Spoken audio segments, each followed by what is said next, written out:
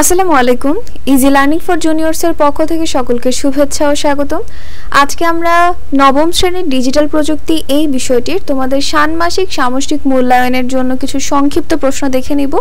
তোমরা ইতিমধ্যেই জানো যে তোমাদের ষান্মাসিক সামষ্টিকে কিছু সংক্ষিপ্ত প্রশ্ন মৌখিকভাবে জিজ্ঞেস করতে পারে বা তোমাদেরকে লিখতে দিতে পারে। তো তোমাদের যেহেতু দুইটি অধ্যায় রয়েছে আর দুইটি অধ্যায় থেকেই আমি তোমাদের জন্য কিছু সংক্ষিপ্ত প্রশ্ন তৈরি করেছি, এগুলো অবশ্যই ভালো করে পড়ে নিবে।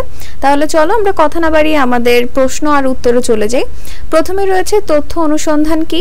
এর উত্তর হচ্ছে তথ্য অনুসন্ধান হলো এমন একটি প্রক্রিয়া যা নির্দিষ্ট তথ্য খুঁজে বের করার জন্য পরিচালিত হয়। তথ্য অনুসন্ধানে সাধারণত সার্চ ইঞ্জিন, ওয়েবসাইট ও অন্যান্য মাধ্যম ব্যবহার করা হয়। এরপর রয়েছে ইমেইল কি? ইমেইল ইলেকট্রনিক মেইল হিসেবে আমরা জেনে থাকি।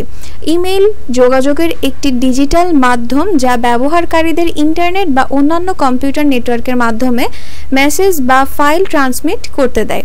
পরে রয়েছে সার্চ ইঞ্জিন কি?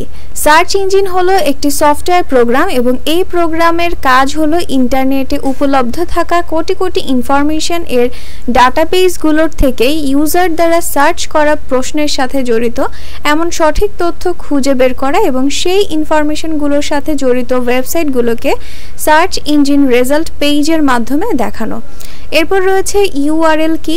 আচ্ছা, ইউনিফর্ম রিসোর্স লোকেটর বা ইউআরএল বা ওয়েব ঠিকানা ইন্টারনেটের মাধ্যমে কোনো বিশেষ ওয়েবসাইটে পৌঁছানোর জন্য ব্যবহৃত একটি বিশেষ কোড। পরবর্তী প্রশ্ন হচ্ছে ওয়েবসাইট কাকে বলে? একই ডোমেইনের অধীনে একাধিক ওয়েব পেজের সমষ্টিকে ওয়েবসাইট বলে। অন্যভাবে বলতে গেলে কোনো ওয়েব সার্ভারে রাখা ওয়েব পেজ, ছবি, অডিও, ভিডিও ও অন্যান্য ডিজিটাল তথ্যের সমষ্টিকে ওয়েবসাইট বলে। ওয়েব শব্দের অর্থ হচ্ছে জাল বিশেষ আর সাইট শব্দের অর্থ একটি নির্দিষ্ট জায়গা বা স্থান।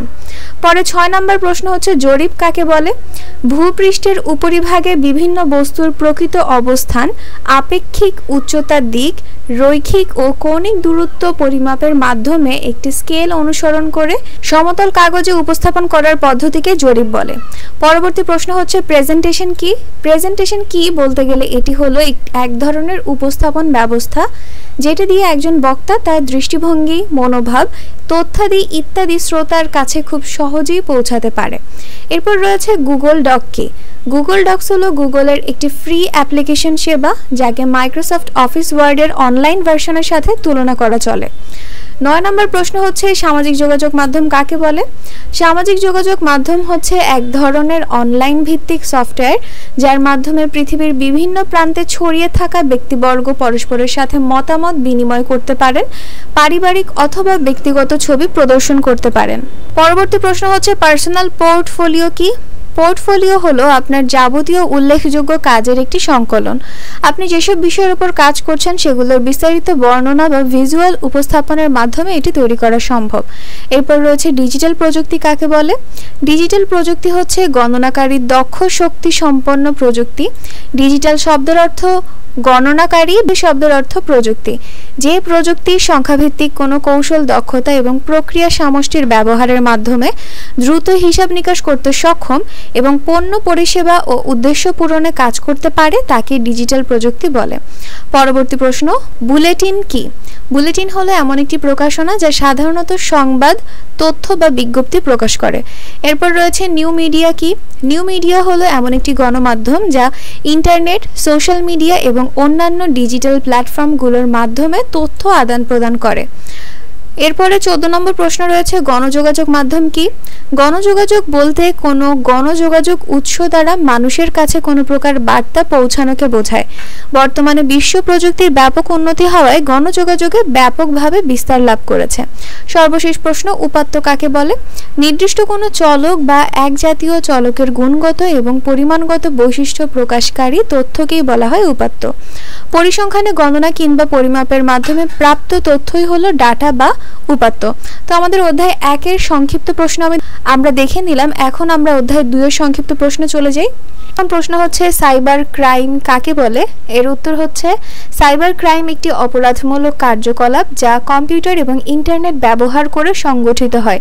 সহজভাবে বলতে গেলে তথ্য প্রযুক্তি ও ইন্টারনেট ব্যবহার করে অনলাইনে যেসব অপরাধসমূহ হয় তাকেই সাইবার অপরাধ বলা হয়। এরপর রয়েছে পাসওয়ার্ড কি। পাসওয়ার্ড হলো শব্দ বা বিভিন্ন অক্ষরের সমষ্টি যা ব্যবহার করা হয় ব্যবহারকারীর প্রবেশ অনুমোদন যাচাইয়ের কাজে, যার মাধ্যমে ব্যবহারকারী নির্দিষ্ট জায়গায় প্রবেশাধিকার পায়। পরে রয়েছে ব্রুট ফোর্স অ্যাটাক কি। ব্রুট ফোর্স অ্যাটাক হলো এমন একটি পদ্ধতি যেখানে হ্যাকার তার ভিকটিমের বিভিন্ন তথ্যানুসারে অনুমান ভিত্তিক অনেকগুলো পাসওয়ার্ড তৈরি করে বারবার লগ ইনের চেষ্টা করে। এরপর রয়েছে ডাটা ইন্টারসেপশন কি। এর উত্তর হচ্ছে ডাটা ইন্টারসেপশন হলো একটি প্রক্রিয়া যার মাধ্যমে একটি নেটওয়ার্কে পাঠানো তথ্য বা ডাটা অপর কেউ দেখতে, পরিবর্তন বা বহন করতে পারে। পরবর্তী প্রশ্ন হচ্ছে ডিজিটাল ফুটপ্রিন্ট কি। এর উত্তর হচ্ছে ডিজিটাল ফুটপ্রিন্ট হলো সেই ট্রেস এবং ডেটা যা ব্যক্তির ডিজিটাল প্ল্যাটফর্ম এবং ইন্টারনেটে যোগাযোগ করার সময় রেখে যায়। এটিকে কখনো কখনো একটি ডিজিটাল শ্যাডো বা ইলেকট্রনিক ফুটপ্রিন্ট হিসেবেও উল্লেখ করা হয়। পরবর্তী প্রশ্ন হচ্ছে ম্যালওয়্যার কি। এর উত্তর হচ্ছে ম্যালওয়্যার হলো অনুপ্রবেশকারী বা ক্ষতিকর সফটওয়্যার যা কম্পিউটার এবং কম্পিউটার সিস্টেমের ক্ষতি এবং ধ্বংস করার জন্য ডিজাইন করা হয়েছে। ম্যালওয়্যারের উদাহরণগুলোর মধ্যে রয়েছে virus, warm, Trojan virus, spyware, adware ইত্যাদি। এরপর রয়েছে ডিডস অ্যাটাক কি। ডিডস অ্যাটাক হলো একটি সাইবার ক্রাইম যেখানে হ্যাকাররা ওয়েব সার্ভারে অতিরিক্ত রিকোয়েস্ট পাঠিয়ে সার্ভার ডাউন করে দেয় সাময়িক সময়ের জন্য অথবা নির্দিষ্ট সময়ের জন্য। পরে রয়েছে সাইবার বুলিং কি। এর উত্তর হচ্ছে যে ইন্টারনেট অথবা সামাজিক যোগাযোগ মাধ্যমে কাউকে উদ্দেশ্য করে কটূক্তি করা বা কাউকে মানহানিকর মন্তব্য করে হেয় প্রতিপন্ন করাকেই সাইবার বুলিং বলে। এরপর রয়েছে ইনফোগ্রাফি কি। ইনফোগ্রাফি হলো বিভিন্ন তথ্যের কোনো একটি বিবৃতির ভিজুয়াল উপস্থাপনা। এরপর রয়েছে হ্যাকিং কি। হ্যাকিং হচ্ছে কম্পিউটার অপারেটিং সিস্টেমে প্রবেশ করে বিনা অনুমতিতে অন্যের তথ্য বা ফাইল নিয়ন্ত্রণে নেওয়ার কৌশলই হচ্ছে হ্যাকিং। তো আমাদের যে সংক্ষিপ্ত প্রশ্ন ছিল তার উত্তর দেখা হলো। এখন আমরা ব্যাখ্যা ও বিশ্লেষণমূলক প্রশ্নোত্তরে চলে যাই। ব্যাখ্যা ও বিশ্লেষণমূলকের প্রথমেই রয়েছে সাইবার নিরাপত্তা আইনের প্রয়োজনীয়তা ব্যাখ্যা করো। এর উত্তর হচ্ছে যে সাইবার নিরাপত্তা আইনের প্রয়োজনীয়তা নিম্নরূপ। সাইবার অপরাধ প্রতিরোধ দমন। সাইবার অপরাধ হলো এমন অপরাধ যা কম্পিউটার, ইন্টারনেট বা অন্যান্য তথ্য প্রযুক্তি ব্যবহার করে সংগঠিত হয়। সাইবার অপরাধের মধ্যে রয়েছে জালিয়াতি ও প্রতারণা, হ্যাকিং, ডিজিটাল নিরাপত্তা লঙ্ঘন। সাইবার নিরাপত্তা আইন এই অপরাধগুলো প্রতিরোধ ও দমন করতে সক্ষম। এটা হবে দমন, ঠিক আছে, দর্শন না, এটা হবে দমন। হ্যাঁ, এরপর রয়েছে কি যে সাইবার নিরাপত্তা নীতি ও প্রবিধান প্রণয়ন। সাইবার নিরাপত্তা আইন সাইবার নিরাপত্তা সম্পর্কিত নীতি ও প্রবিধান প্রণয়ন করে। এই নীতি ও প্রবিধানগুলো সাইবার নিরাপত্তা ব্যবস্থাগুলোর নকশা বাস্তবায়ন ও পরিচালনায় সাহায্য করে। এরপর রয়েছে সাইবার নিরাপত্তা সম্পর্কে সচেতনতা বৃদ্ধি। সাইবার নিরাপত্তা আইন সাইবার নিরাপত্তা সম্পর্কে সচেতনতা বৃদ্ধিতে সহায়তা করে। এই আইনটি ব্যক্তি, ব্যবসা এবং সরকারকে সাইবার নিরাপত্তার ঝুঁকি সম্পর্কে সচেতন করে এবং নিজেদের রক্ষা করার জন্য পদক্ষেপ নিতে উৎসাহিত করে। এইখানে এটা কাটা হবে, এটা হবে না, এবং নিজেদের রক্ষা করার জন্য পদক্ষেপ নিতে উৎসাহিত করে। পরবর্তী প্রশ্ন হচ্ছে ডিডস অ্যাটাক থেকে সুরক্ষিত থাকার উপায় ব্যাখ্যা করো।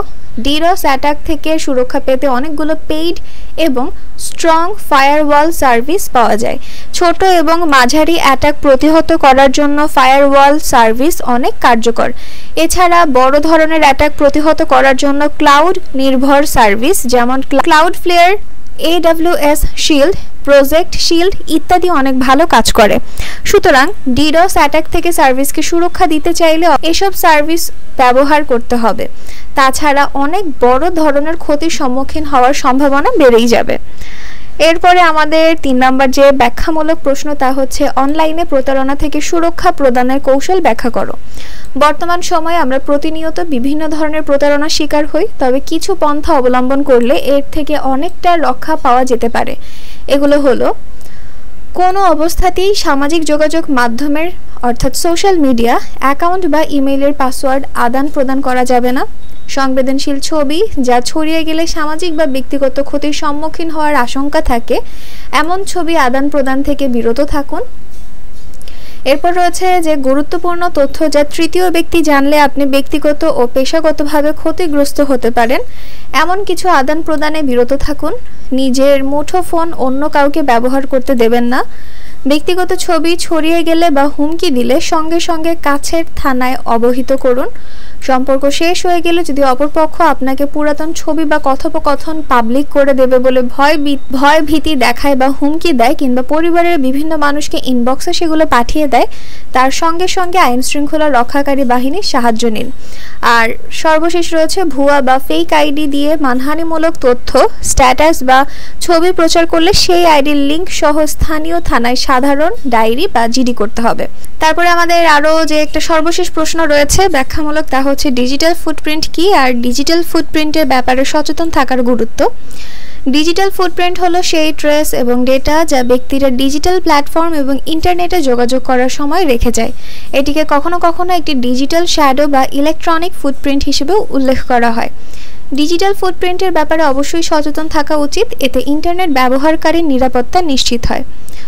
তথ্য সংগ্রহ অথবা জমা রাখে এমন সাইটগুলো থেকে নিজের প্রয়োজনীয় ব্যক্তিগত এবং স্পর্শকাতর তথ্যগুলি মুছে ফেলুন।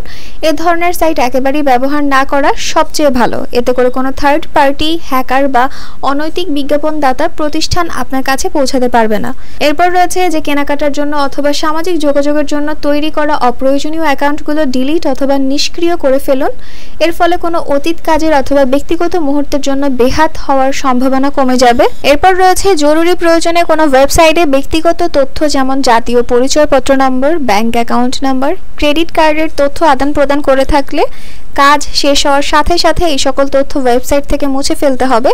এর ফলে আপনার অর্থনৈতিক স্পর্শকাতর তথ্য বেহাত হওয়ার সম্ভাবনা কমে যাবে। তো এই হচ্ছে তোমাদের নবম শ্রেণীর ডিজিটাল প্রযুক্তির অধ্যায় 2 এর কিছু নমুনা প্রশ্ন এবং সেই সাথে আমি উত্তরও দিয়ে দিয়েছি। পরবর্তী ভিডিওতে বাকি অধ্যায়গুলোর যে নমুনা প্রশ্ন তার সাথে উত্তরও দিয়ে দিব এবং সেই সাথে অন্যান্য বিষয়েরও কিন্তু নমুনা প্রশ্ন দেওয়া হবে। তোমরা ভিডিওগুলো অবশ্যই ভালো করে দেখবে এবং কারো যদি কোনো সমস্যা থাকে তোমরা কমেন্ট সেকশনে জানাতে ভুলবে না। তো আজকের ভিডিওটা এই পর্যন্তই। ভিডিও যদি তোমাদের কাছে ভালো লেগে থাকে তাহলে অবশ্যই সাবস্ক্রাইব করে দিবে এবং পাশে থাকা বেল আইকন বাটনটি প্রেস করে দিবে। তো আজকে এই পর্যন্তই। আল্লাহ হাফেজ।